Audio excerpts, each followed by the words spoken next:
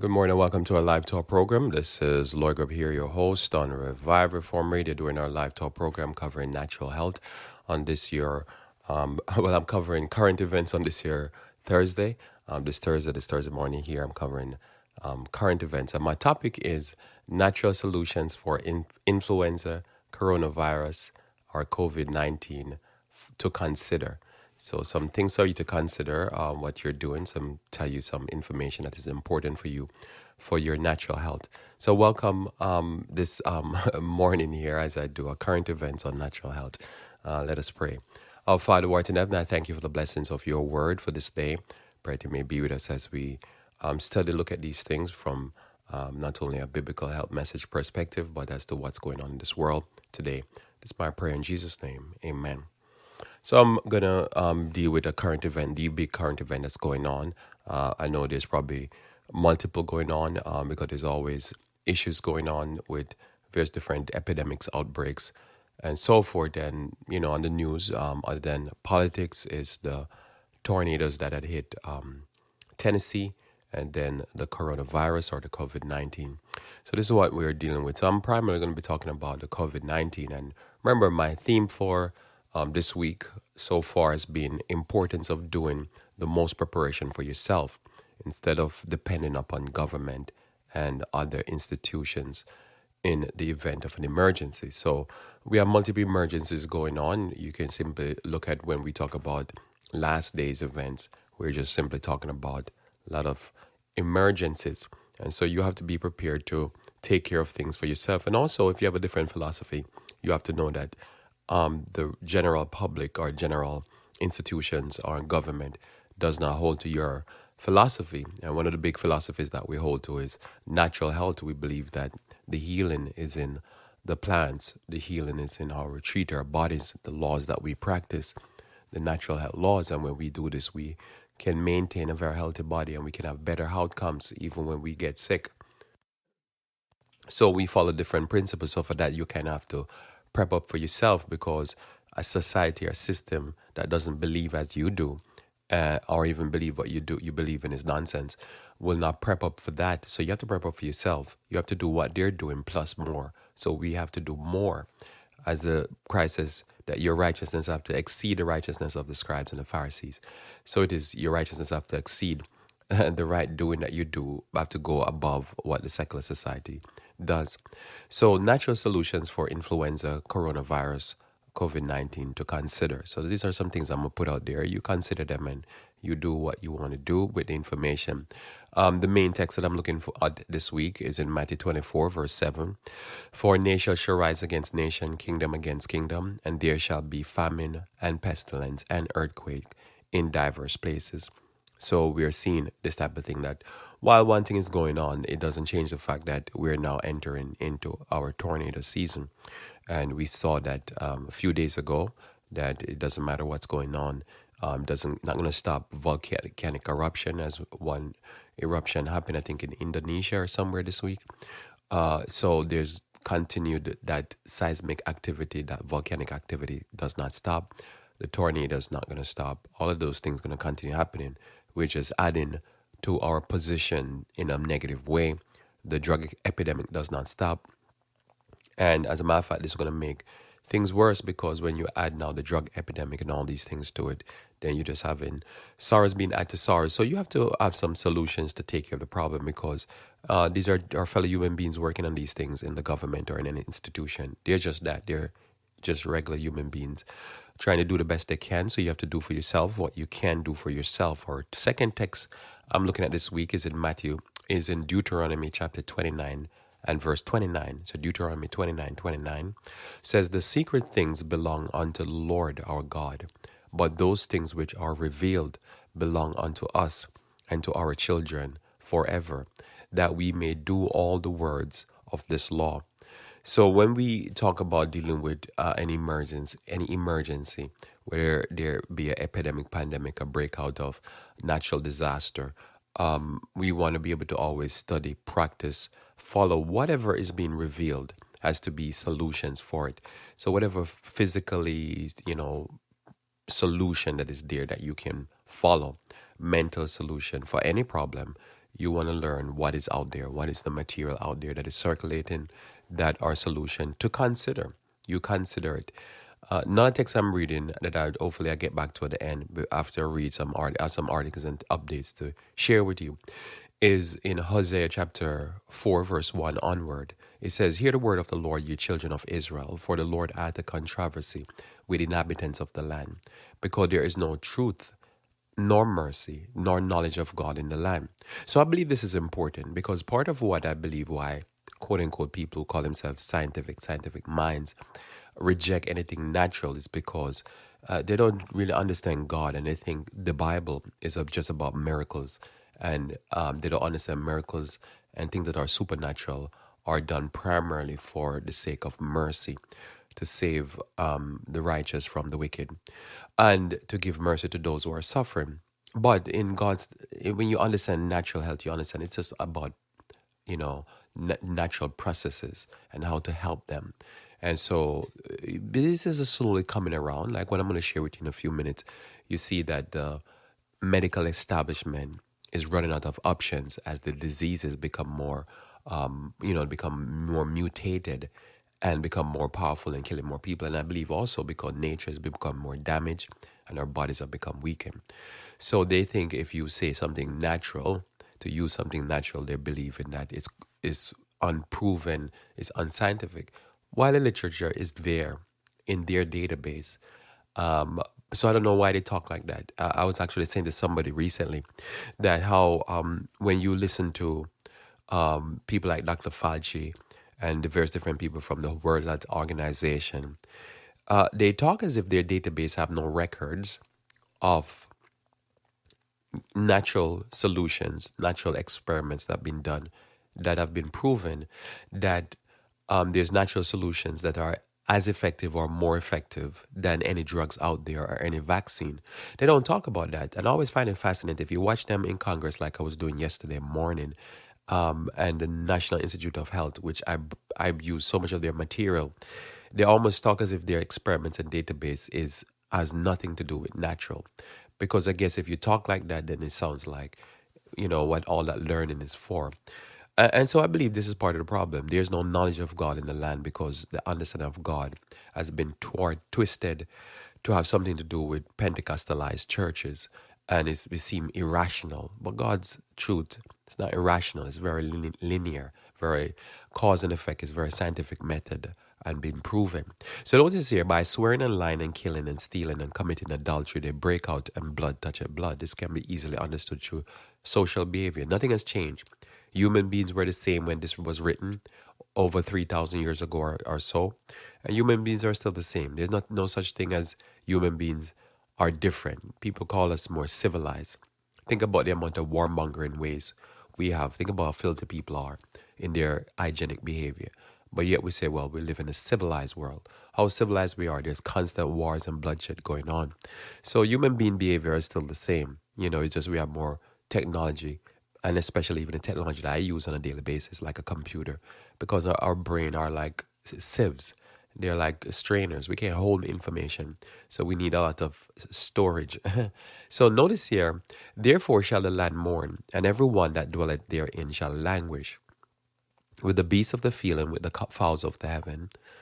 Yea, the fishes of the sea shall also be taken away. So I'll pause there on that one. I won't keep reading. So if you notice here, there is these predictions in the Bible, like in Romans and stuff, that as we come towards the end of time, as we believe it as Christian, that there's a general increase of diseases, and not just in human beings, but in the fowls and the fishes of the sea, or everything in the land. And the diseases will be primarily diseases that are called languishing diseases. They're diseases that people long-term suffer with. What are we seeing? Almost all the lifestyle diseases are diseases that you suffer until you die. So we want to know, what are the experiments, what are being done to deal with these diseases, and also what are being done experimentally and being used on the ground. Historically, has been used traditionally by various different healers throughout the history of humanity to deal with various different ailments that are similar.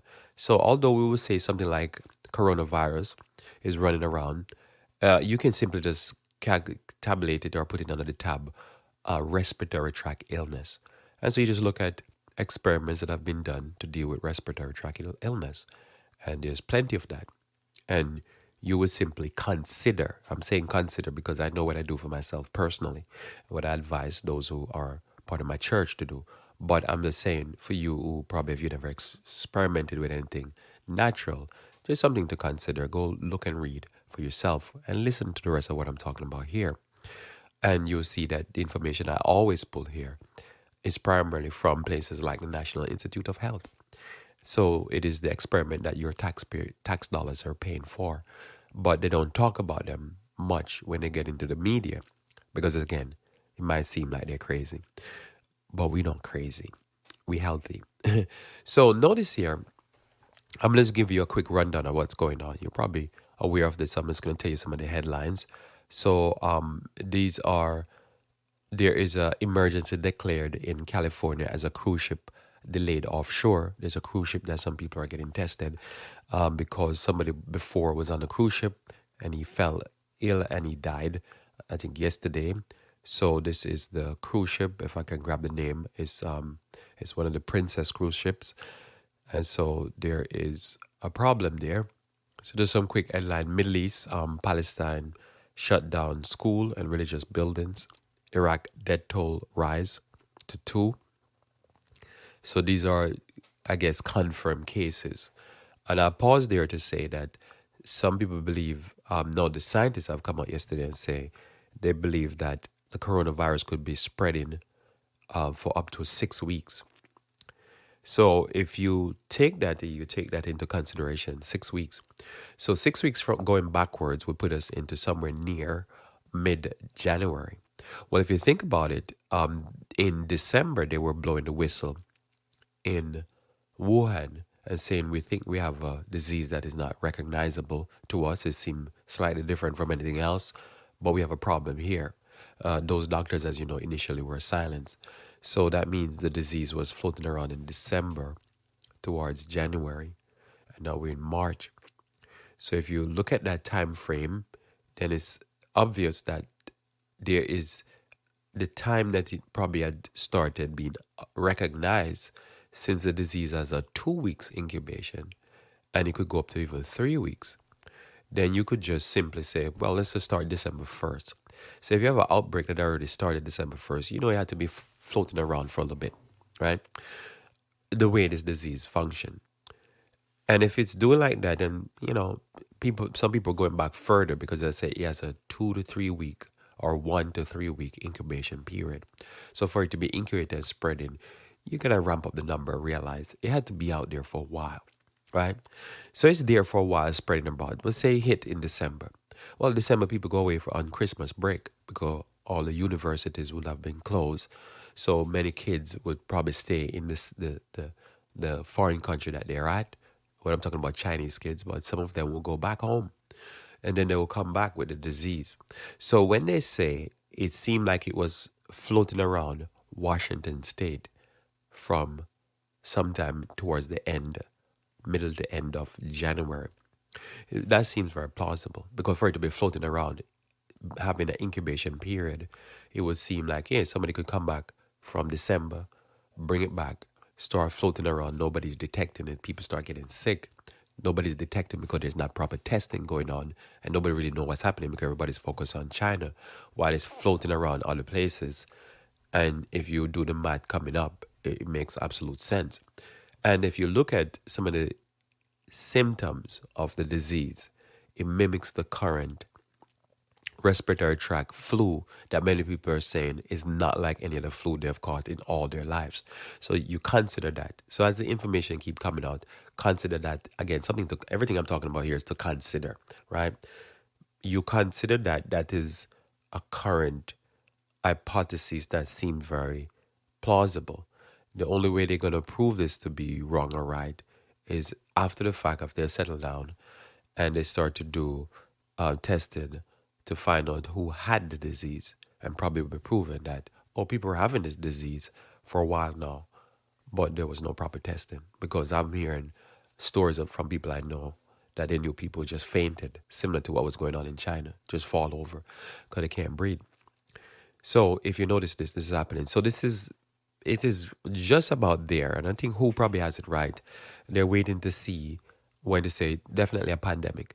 We're looking at probably this week, next week, sometime, if we keep going at this rate. And it's probably already a pandemic because, again, some places are not testing. So you just get sick, you have a pneumonia, you get over it, you had it, but you didn't even know. So notice that Vietnamese government, public health, well, I'll skip that one. That's a joke. So then two more here. Amazon asks Seattle-based employees to work from home. So they're asking their Seattle-based workers to work from home for Amazon.com, which kind of makes sense because, again, you start spreading it. And one of the things that some people are doing, and if you're doing this, is to sterilize all bottles that come in the house, no, cases, all boxes that comes to the house because it's traveling through so many hands. So many people probably coughed on it. I don't know if you're doing that, but some people are doing that. But just things to consider. And it says about 100 people on the cruise ship of California to be tested. That means they're probably showing signs already. And in Seattle again, avoid large gathering if you can in Seattle and King County. And they start to do extreme or serious disinfecting of public transportation. And Australia restrict travelers from South Korea. And then Seattle scramble to contain outbreak that started out in the Seattle outbreak that started out in the nursing home. So this is why I want to come to the nursing home point. So I want to say this before I go to some solutions here for you. So the nursing home outbreak is seems quite logical because if you think about it, so far so many people have been here in America who got what they think and what many people think is the cold, but it's a pneumonia infection that is not being tested because there were no tests. And the doctors had said it's a pneumonia that is inconclusive of what is the source. So if you went to the doctor and say you have a pneumonia, it's inconclusive of what source it is. It's a possibility that if you go back and get tested, it will be proven some antigen test or something along that line that you probably had the virus. It's always a possibility. This is curiosity to me because some of the people I heard about that got sick that were older ended up fainting. So if I'm hearing reliable news, it's not anything on Twitter. I mean, somebody's telling me this. Just people just keel over and fall over. And they came downhill and they said, oh, they had the flu. But for over the years, you don't know people fainting from flu. So if you look at this, it would make sense that in a nursing home would be ground zero. So some of the things I'm going to talk about later, I'm going to explain why. I think nursing homes would be a major place for this virus to run rampant. Not just because it's older people, that's one of it, or the comorbidity. But the solutions I'm going to talk about the main solution I'm going to talk about has to do with that. Netflix will sit out South by Southwest, something like that it's called. So major gathering. So I think South SXSW, which is Southwest, South by Southwest, is a big gathering that happened this week, and if I'm not mistaken, it's take place in Austin, Texas. So it's a music and technology entertainment festival, March 13 through 22nd. So they've been pressing them to cancel, and they decide to go ahead with this festival in Texas. And so Netflix says we're not gonna go, which makes sense to me because big gatherings, you could have a disease like that spreading like wildfire.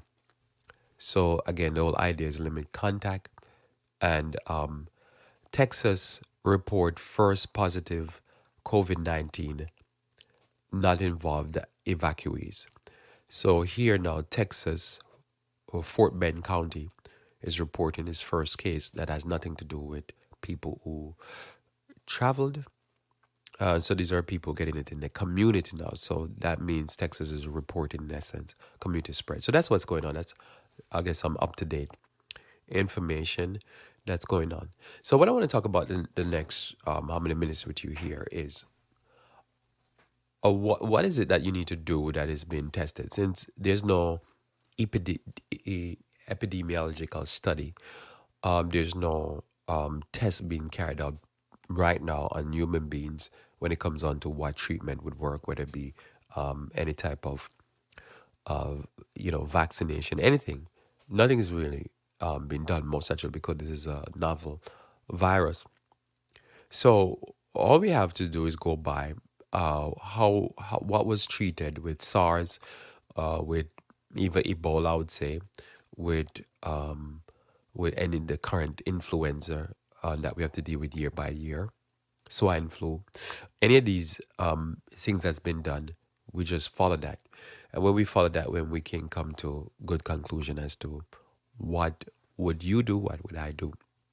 So first thing I might say, just give you some background here. So if you follow the disease, there have been two line of thinking they have looked at. So I'm just going to say some things off my head before I read some material about some of the herbs and vitamins that you need to be taking on a regular basis, and then ramp up if you get sick. So and remember, my topic is natural solutions for influenza, coronavirus, COVID-19, which is the same thing, to consider. So what you notice is that they have looked at over the years, the decades, how a contagious disease is dealt with in a democratic or free society and authoritarian society.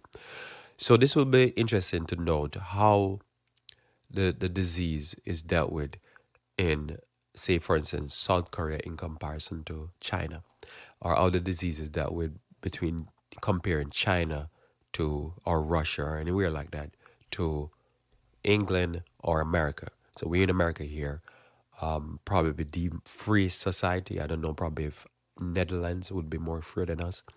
But one of the probably freest society in the world where, kind of everything goes and everything don't go. We have like freedom of religion and freedom of madness.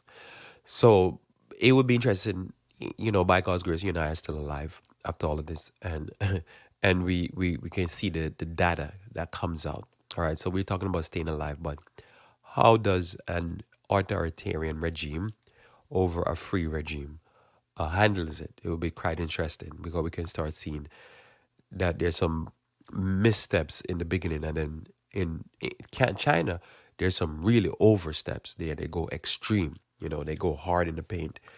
I've seen situations where they lock people in buildings, close them in, and basically this is their attitude. They're, very draconian. So the draconian measures happening here, it's like a capitalist system. So there's no draconian measures. We ain't even testing, and we know this thing been going on it's really literally been going on for months. So what would be the results? Now, one of the things that is interesting to me, why I think that concept is fascinating to look at, is that in China, as I say, they have very draconian measures. They lock you down, quarantine, heavy quarantine. Well, one thing is known when you're dealing with diseases that are communicable disease, especially respiratory tract disease or any disease, is that you need to be able to have get access to sunlight and fresh air. It's important, especially when we deal with this disease. So when you deal with disease, what I'm wondering is the containment in itself a problem, even though, as they say, one of the big solutions to this problem is to have space, to be able to be away from others. So if I'm contained in my apartment, say I live in an apartment in the sky on the Upper East Side, and I have, I probably have a balcony and stuff, but I'm contained in my apartment, can't go out. And so I just don't even use my balcony much. I just stay inside. What would be the end result of that? Now, what I believe would be the end result of that, it will make the disease worse. Because fresh air, you can still get fresh air, as I say, you can pop the window open it up. And then you can go inside the balcony to get air. But if the person is not doing that, or they're unaware that sitting around watching TV and not getting out and get sunlight so they can get vitamin D, which is the main thing I'm going to talk about today for the rest of this time, will end up impacting you negatively. Because what history had shown is that when there was a tuberculosis outbreak and people became very ill, that they will have these what they call sanatoriums or sanitariums. And what they'll do, they'll basically build them in such a way that you could get the patient outdoor, fresh air, and they can get them amount of sunlight. Now, the understanding of vitamin D was still new, so the clear understanding of what it was doing in the body wasn't there. As you know, over the years, they have shown that vitamin D, it helps with your energy level, and it helps with your muscle and bone development, and it helps with the repair of the system, the whole body. So if you're not getting proper vitamin D, your ability to repair is not going to happen very good. Also, with vitamin D, it's good to help the body regulate the immune response. Now, why is that important? Because many people who died, say, in the swine flu, 1918 onwards, die what they believe now is called a cytokine war or cytokine storm. Cytokine storm is basically the immune system overreacting and ended up giving a negative feedback and killing the patient. So you need to have nutrients that regulate that. Well, one of the nutrients that regulates that is actually vitamin D. So this is important when it comes on to fighting. So one other thing I'm over here from I've heard that information being thinking is that the person who's locked in, especially in winter, because remember, viruses do better against us in the winter, but do very little against us or limited against us in the summer. Bacteria does better in heat, outdoor heat. We do better when it's hot because we go out, we take off some of our clothes, you shouldn't take all of it, and we get sun. The sun will translate into, will through chemical processes, will be converted into vitamin D. As that happens in our bodies, well, guess what happened? Where our ability to fight off disease become increased. And so we have less of this type of virus. So that's why the hotter it is and the warmer it gets, people get outside, they get fresh air. Well, guess what happens? What is fresh air doing? Strengthening the lungs, cleaning out the lungs. You take deep breath, and what it does, and you hold as much as you can, it helps strengthen the lungs. You also help strengthen the lungs to get deep breath. You walk more, exercise more, the lung is getting more work. So that's what it is. But when you tend to get sick, you want to go in bed, right? This is not because you get weak, but what it is, your body needs vitamin D. So I'm going to read some studies coming out of the National Institute of Health and also out of various different institutions talking about this for you here in the next few minutes. So this is where now I would say it's important to get your vitamin D, to get enough sun. And that's why I believe as it warms up, it will be the mercy of God. Now, I say this to say also that one of the current events that's happening, as you know, in the Northeast, I don't know for the rest of the country, but we will have the warmest winter on record. I believe that's the mercy of God. While this disease is running rampant, it is unseasonable warm. They think it's the warmest since they've been keeping record in history. That January, February just been warm, which I believe has saved many, probably millions of lives. Because what that does is that the body works better, the immune system works better when it's warm also. Not just with the vitamin D and all that, but with the heat. Because when it's freezing cold, it depresses the body and it weakens the system. It makes viruses more potent. So if you notice, and Ellen G. White talks about this, that you need water and you need warmth and you need nutrients to live. We're like plants. The difference is we just have we have both an innate and an active immune system. Plants have an innate immune system. It's passive. It just, barks and resins and stuff like that. We have all these things with our sebum and all that type of stuff and skin and all that, but we also have an active immune system that will find a virus, learn the virus, what it's all about, and then kill it. In order for that to be effective, we need to be warm. So what I would say to a person is get some sunlight, get some fresh air, keep your apartment as warm as possible, do hot and cold showers, all of that. Everything I'm saying here is for you to consider. As I say, go check your medical professional. These are just things I'm telling you what I personally do to stay healthy and to avoid getting massive infections. A lot of time you hear somebody say, oh, I got a cold because I went outside and I probably wasn't properly covered and I got a chill. It's just the fact that type of the extreme, like it's going from a warm building to a cold outside, is a hit against the body.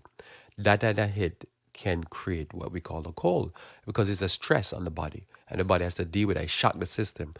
I've tried it It wouldn't be an experiment because it's just one person. I don't want to tell you to try this, but I think I've said it here before, where I just get water very cold and just drink down like 32 ounce and almost went into shock. It just shocked the system so hard because I wanted to try to see how much you can shock the system, and you could just go from that shock to a sickness. You could convulse. You could do something crazy. So you can shock the body with cold. It's just something that you have to be aware of. But some people don't believe this. But I'm gonna tell you something.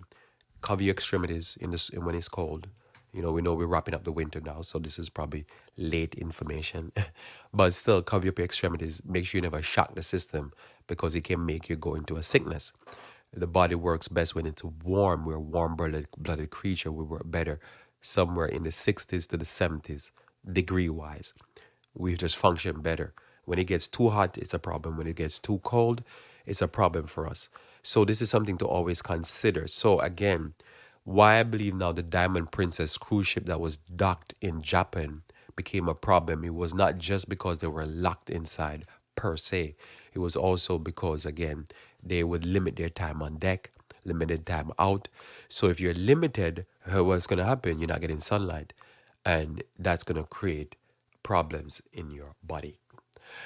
Some quick experiment here I'm going to share on vitamin D, right?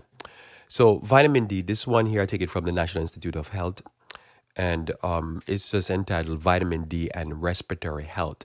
So it's a long experiment. I'm going to read all of it. I'm just going to read the abstract, right? So it's entitled, if you're looking for, you can just go online and just Google vitamin D and respiratory health. So vitamin D is now known to be, and this was done in 2009. So these are older experiments. So it's not, as I say, it makes it more solid because it's something that's out there. So vitamin D is now known to be of physiological importance outside of bone health and calcium homeostasis. And there is mounting evidence that it plays a beneficial role in prevention and or treatment of a wide range of diseases. In this brief review, the known effect of vitamin D on immune function are described in relation to respiratory health. Vitamin D appears capable of inhibiting pulmonary inflammation responses while enhancing innate defense mechanism against respiratory pathogens. Population-based studies showing an association between circulating vitamin D levels and lung function provide strong justification for randomized controlled clinical trials on vitamin D supplementation in patients with respiratory diseases to assess both efficacy and optimal dosage. So in that research, if you have time, because I wouldn't have no time, only do an hour program here, but if you have time and you read through it, they're going through various different how vitamin D supplementation on a daily basis, how does it affect people with disease like COPD and stuff like that. Well, as you know, people have been dying primarily from COVID-19, especially those who have comorbidity. And some of the comorbidity are diseases that affect the lungs. So if they already have a problem with lung disease, or even if they're young but they were smokers, they have a higher risk of dying from the disease. So hence they're saying, from just kind of tell you what the whole thing is, that you can read it for yourself, is that with vitamin D supplementation, they've shown that it helped the immune system, and also that it appears capable of inhibiting pulmonary inflammation responses. So what if you've been following this, what you find out the disease does is that it inflames the lungs. So if the lungs is inflamed, when you try to take a deep breath and to get oxygen into your blood, it's not happening. So you're taking breath, but it's not getting your blood is not getting what it needs. So you feel like you're gasping for air. So what it does is take away that inflammation. So you can have full aspiration. You can take in a full deep breath. So this is the big problem. As I say, I've been looking at this for all these weeks, and when you realize you would have to be able to take down the inflammatory response. So for me, vitamin D would be a go-to, and also any herb that has to do with inflammatory response, so that the system, it doesn't get inflamed. Next, they say here from this study that was done in 2009, they say that it enhances innate defense mechanism against respiratory pathogens. So it just boosts up, strengthen the lung itself, so that it doesn't, without any action, it's just the innate system, the innate immune system will be strengthened against pathogens. So anything that's going to come into the lungs, I remember most of the time we're breathing in stuff right in the air, it will protect the lungs. So just regular supplementation from vitamin D has been proven clinically. And this is again the National Institute of Health. They don't mention this. So I think, all options are always on the deck when it comes down to your health and your life. This is how I look at life. No option should be taken off consideration, right? That's at least my opinion. You keep every option available. You open every option. Why? Because you don't want to die. It's unnecessary to die like that. So notice again here in the next line from the article, just in case you were quicker, you pulled it. Population-based studies, right? Showing association between circulating vitamin D. That means it has to be in your system already. So this is not something you use like you take a shot of it. It's something you use before. So circulated vitamin C levels and lung function provides strong justification for randomized control in an other patient when it comes on to respiratory. So what I'm going to read next for you is an example of a study that was done after. So they've been doing many studies. So important. So it's important for the lung function and the respiratory tract to have it circulating in your system. When is the best time to do this? Most naturally, starting probably in about September. So I believe you can supplement, especially a natural vitamin D, a normal dosage close to, or have to be above what the body would require every day. But I'll tell you the doses in a second. So you would have to supplement on this on a normal basis before you get sick. Well, when is the time that the immune system going to be under more threat and these viruses are more potent? Well, in the winter, when it gets hot. When it gets cold and dark, you get limited sunlight, and the more northern we are, it's the more less sun we get, right? So I would think sometime about September onward, because you want to build up it has to build up in the system. The next thing I'm going to read will show you. Next two articles. It has to build up in your system, and it has to be there so that when you get exposed now, which will eventually happen to all of us, if the the COVID-19 spread, they say 60 to 6, anywhere from probably 20 something to 60 something percent of the population. Some estimates even 80% will get exposed to it. So if that happens, you have to have a way to fight it, right? So first line of defense here is sunlight and or vitamin D. I say vitamin D supplement, especially in the fall, winter, because it's just, you're not going to get a lot of sun. I say this is important also for a place like Seattle, as you know. And some people say, I was reading an article, somebody said, why would it be a stroke of luck that it happens in Seattle? Sometimes I wonder, because this is the state and the city in the country that is the darkest, they say. It has the most rainfall and cloud cover all year long. So probably this would be one of these places that it would hit. I wouldn't be surprised then if it probably hit Alaska too. Just saying, not wishing, but just saying, because it makes sense, right? You have low vitamin D, low vitamin C, because in those areas, the Lord grows a lot of vitamin C, which is the next thing I'll just say it right now, and I get to the next article, because I want to get much in before we close. Vitamin C is the next thing I'm going to talk about. So just in case I run out of time, I just want to say, vitamin C is important. Notice what time of year the Lord has vitamin C primarily. Fruits growing. It's in the winter. When do we need it most? In the winter. So that's when the Lord has it growing. So you just follow nature. And you do what nature does for you best. You just partake of a lot of vitamin C stuff. Grapefruits, orange, lime, lemon, in any form that is most natural. And you'll get the nutrients you need to fight all these things. I'll tell you why in a second. So notice here again, study confirmed. This is from Harvard.edu. So this is a study. This is an article about a study, but it's a meta-analysis study of 25 randomized controlled trials. So study confirmed vitamin D protects against cold and flu. This is 2017. So this is a 3-year-old study. And it's actually exactly 3-year-old because it was put out in February this article, 2017. So, new global collaborative study has confirmed that vitamin D supplementation can help to protect against acute respiratory infections, which would be what COVID-19 would fall in that category. The study, a participant data meta-analysis of 25 randomized controlled study trials, include more than 11,000 participants, has been published online at the British Medical Journal. So it's an article about the British Medical Journal. You'd have to look at that. It's a long read. So I couldn't read it here, so it's better read two articles.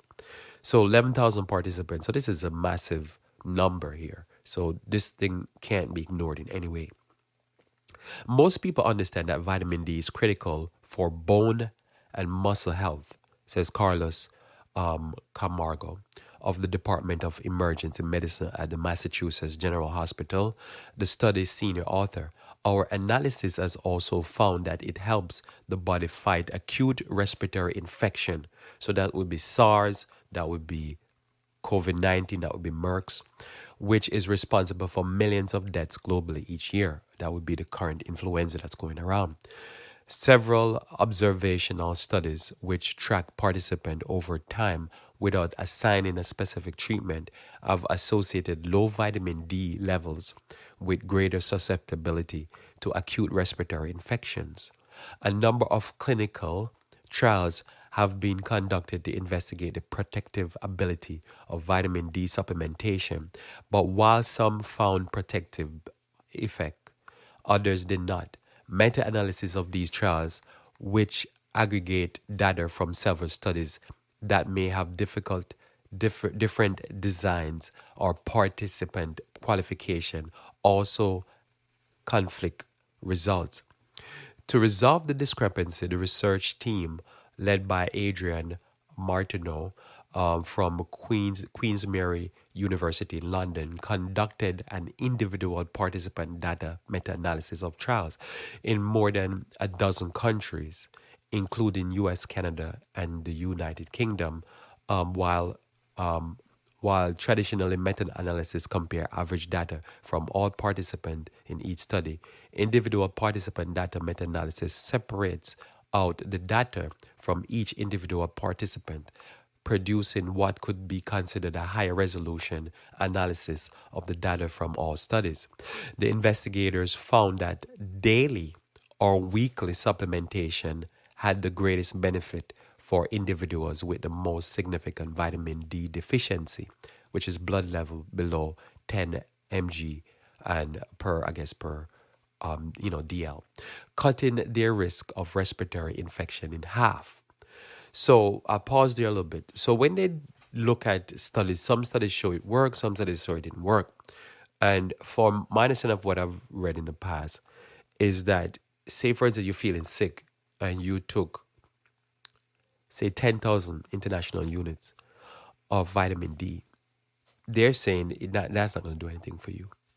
It's going to put in your body, but it's not going to build up the level of the blood level of the vitamin D. So it's not like something you're going to shoot in your system. It's something that has to be there when you get exposed, which kind of makes sense, right? So it's not something you take like as something for for bacterial infection. It's something that has to be in the blood, in the body already. So when normally we say a bacterial infection, we're talking about infections that are on the outside of the body. Even, if you consider your stomach, the stomach is still classified. Just think about it, it makes sense, but it might not make sense to you, as I said. It's still classified as the outside of your body.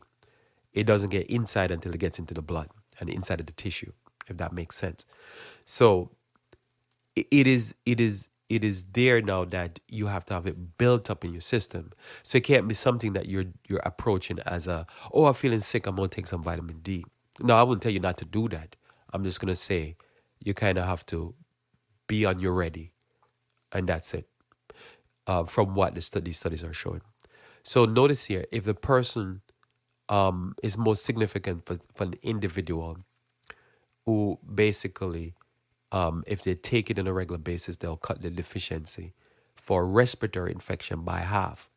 So that's a good starting point. If we're just talking about one item, and most actually here, we don't talk about one. We don't believe in panacea.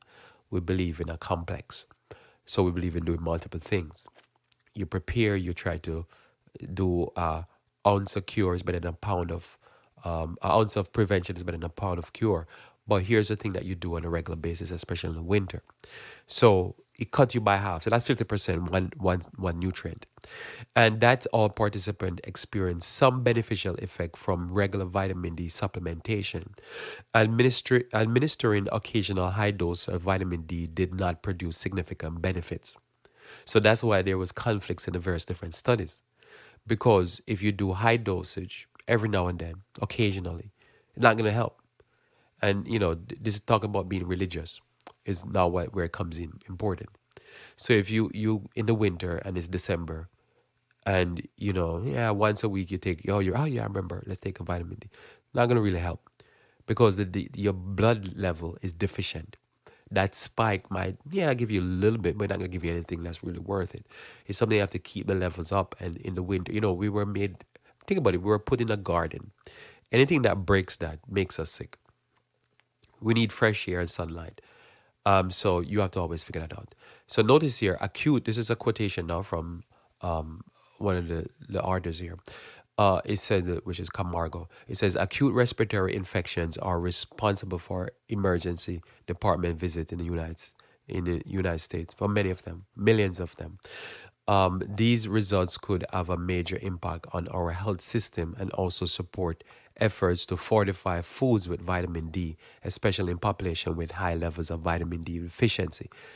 So they're saying, look, this causes a lot of people to go to the emergency room.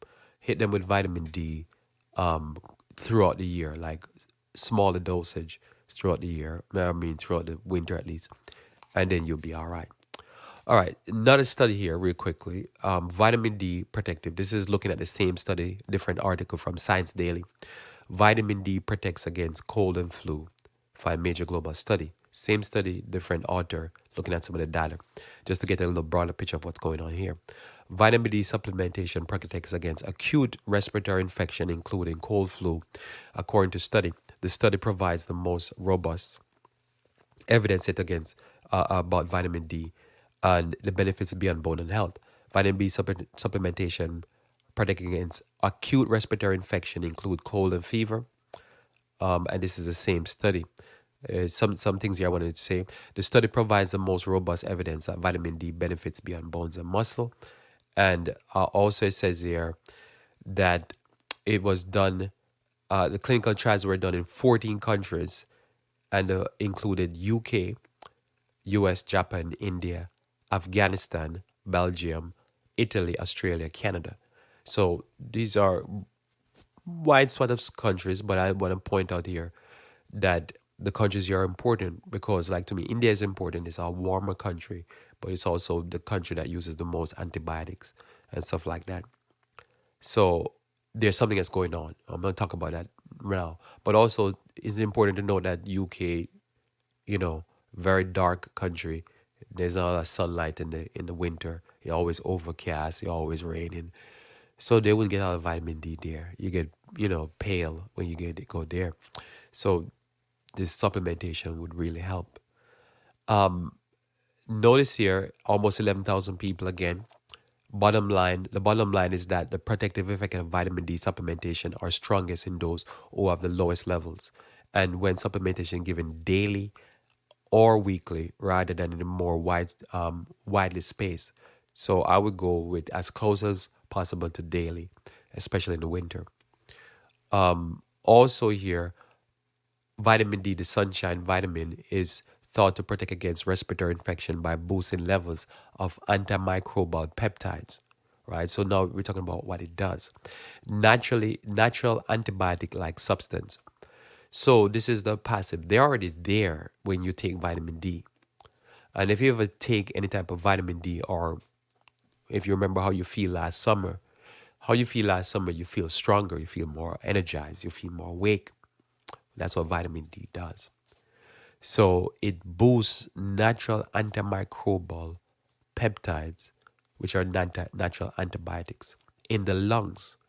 So when you breathe in all that mess that's coming in your mouth, through your mouth and nose, it's going into your lungs. It has now the ability to fight. Results of the study fits the observational that cold and flu are commonest in winter and spring when levels of vitamin D are at their lowest. They may also explain why vitamin D protects against asthma attacks, which are commonly triggered by respiratory viruses. For somebody, when I was young, I had asthma, so I know this is real. And what I find is I used to like jogging, straight through the year. And I believe it's beyond that because I believe what happened, beyond what I just read, I remember I would have to have something over my mouth or I had to warm up before I hit the cold. When I've never even tested it recently because I used to jog straight through the year, even in the winter. And I remember a few times I did it and I almost locked up. My lungs almost just like swell up on me. Because what it is, I think the pressure of that cold here getting into lungs is so violent on the system that it will cause a negative reaction. So most naturally, if I was taking then when I was younger, vitamin D, I think I would ward it off. Why? Because out of all the steroids family, vitamin D is actually a steroid. It actually takes down inflammation. It's the only steroid is non-hormonal per se, because I believe it will affect your hormonal level also. But it's actually a steroid. It will take your inflammation down. So I think it's the only steroid that is considered a vitamin. So think about that. So that's what it's doing here. So you can see it makes sense even with somebody with asthma attack. It's strengthening lungs overall, they're saying from these studies. So again, if you have any type of lung problem, and the first article that I share, go back and read the article. Whatever lung problem you have, you need to be on vitamin D for it, or you need to get sunlight. I believe you can get sunlight. Get sunlight. If you can't, you supplement. And use a natural supplement. Not if you can afford it or whatever, just buy a natural supplement. So daily or weekly supplementation half the risk of acute respiratory infection in people with lower baseline vitamin D below 25 nanomoles per liter of, I guess, body weight.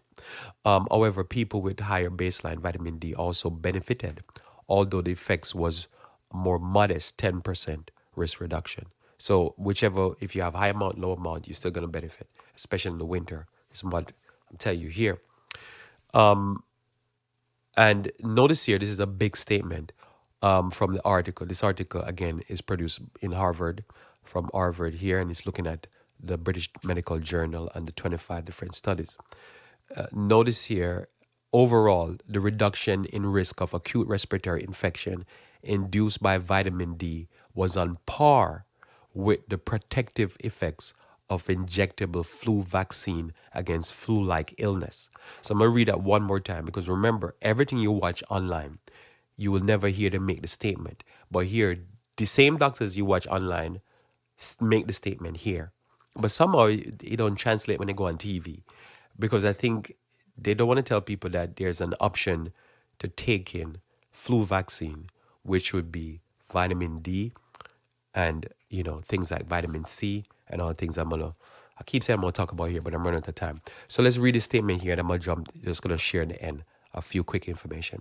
So overall, I'm going to read again. This is from the article. You can read the article yourself. It's over there you just type in vitamin D for respiratory infection and it'll pop right up.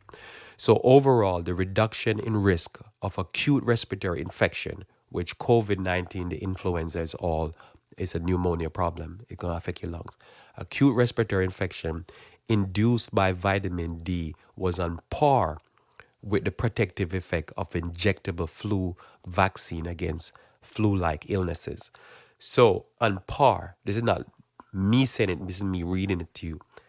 And this is what the studies have shown that if you take a flu vaccine, according to what they claim it does, I don't believe, and if you take a vitamin D consistently, especially in the winter time, what you'll be able to have enough protection against respiratory tract infection on par with a flu vaccine. 50% reduction, which is to me better than what the flu vaccine does. The flu vaccine this year, I think, is in the 20s or less. You get no result, and some people have been dying from it. So that's an interesting finding. Because of sake of time, I'll jump out of there. So vitamin D supplementation for acute respiratory tract infection, put that in your browser, pull up some of the articles. do some reading for yourself and consider for yourself what you do for yourself. This is just me telling you what I've considered and what I do for myself on a daily basis. Even I probably don't do it as much in the summer, but I do it heavily in the winter, and I'll do that in the winter. Some quick things that you probably I've said this here before, but I'll run into your back again, and I'll keep saying it in the future. When you go out in public, even if you have a mask on, if you don't have a mask on, the first thing you get home, first thing I do when I get home, I get a teaspoon, I get probably half a teaspoon of oil, sunflower oil, olive oil. I get some oil of oregano tincture. I put 4 drops in there. I stir it a little bit, shake it a little bit, shake it, and I take it in my mouth. I switch it around in the whole of my mouth. I make sure that it coats my tongue everywhere, and then I swallow it. And I keep on swallowing until it goes. What it is that oil of oregano has been proven against norovirus and other virus to reduce them tenfold in the throat, mouth, and also the active ingredient, which is the carvacrol, which you can get olive oregano that is standardized for 10,000 for carvacrol up to 95%, will reduce any norovirus and similar virus by 10,000 fold. Just to give you an idea, bleach will reduce it by 1,000,000 fold. But this is not still bad. So this is a natural bleach. So what you're doing, you're taking it into your mouth, and for your respiratory tract area, before getting to your respiratory tract, anything that you took in, you kind of basically bleach it out. But this is a natural bleach. So this is one of the things you do, and you do this, especially as if you've been in any area, you thought somebody was coughing or something like that, you just take some oil of oregano, which is basically natural bleach. You bleach your throat out and your mouth, and it will get down into your lungs eventually, and just bleach the whole area out. Notice I'm not saying bleach, I'm saying oil of oregano. I'm just saying it's a natural bleach. Real quickly, vitamin C on a daily basis. If you can get natural vitamin C, I think it is one orange gives you about, one medium orange gives you about 70 micrograms or milligrams, of vitamin C. So you want to be able to be on vitamin C at a regular pace, so it's in your system. What does the vitamin C does? Vitamin C is necessary for the growth and development and repair of all body tissue. So you want to have repair going on, because that's what going to be needed if you catch the disease or if you want to stay healthy. It includes the formation of collagens, absorption of iron, the immune system. It helps the immune system. It helps wound healing. So if you have a sore throat, it builds the cartilage and bone and teeth. So you want to have vitamin C either from orange or from supplementation, if you can get it from natural supplementation. The best you can do. So vitamin C is a big thing. Right now they're doing experiments in China. Hopefully I can get some more information on that with vitamin C intravenously. And so I believe vitamin D, vitamin C, your two go-to. And then vitamin E also. So you want to be able to eat a diet that is healthy in vitamin E. Vitamin A also is good for the mucus. And so you want to be able to do that. Is very good in anti-inflammatory. Notice about vitamin D also, it modulates the innate and the adaptive immune response.